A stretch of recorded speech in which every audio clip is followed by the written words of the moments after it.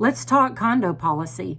It's a myth for people. They don't understand if they own a condominium. They're not really sure what's covered and what's not covered. They assume everything is covered, but your monthly dues that you pays for a master policy for all of the condominium, like all the buildings and the outlier areas, the parking lot. But then you need to get your own insurance, just like, it's your condominium, it's like your house. So there are some documents, if I'm hired, or even when you're turning in a claim, insurance may require these, and that is the Condo Association's master policy that tells the insurance adjuster what's covered by the big policy, what's owned by the association, like everybody collectively.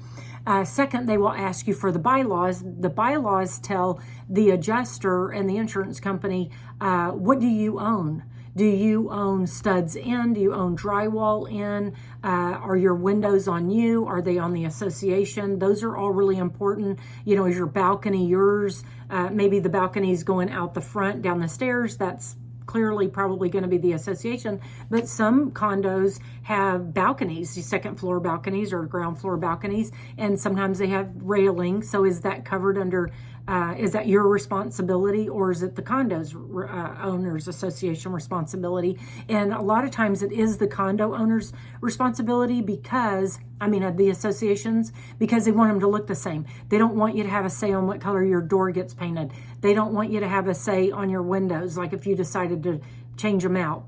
They don't want you to change the railing or the type of wood you put up outside your balcony, because those are all things aesthetically that everybody can see, and they like uniformity. So a lot of times, even though that's part of your property, it might not be within your that you can have a say on.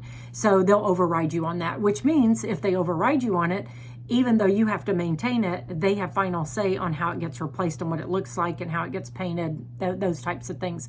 They will want to see if you're getting new insurance, what your prior condo insurance covered. It can vary depending on the policy. It can vary depending on the insurance company.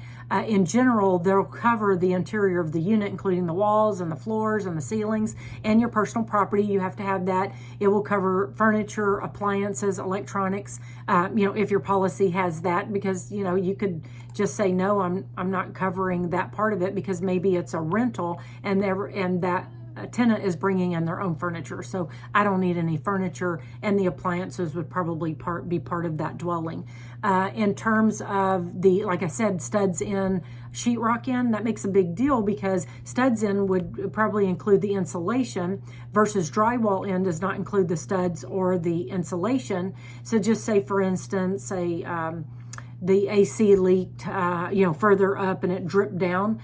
Is it within the walls, and is that on the Condo Owners Association master policy, or is it on you that, if it's some kind of maintenance or whatever, maybe you ask the association to do it, but insurance will pay for it, and then they'll turn around, if it's covered, they'll turn around and say, hey, you aren't maintaining your HVAC, so that's going to be on you. And they could do a subrogation, they might not.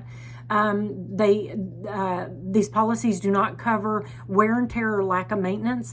If you have a leaky faucet, a leaky toilet or whatever, that's on you. That's not covered under homeowners either. So what they're saying is it's not a maintenance policy, maintain your own property.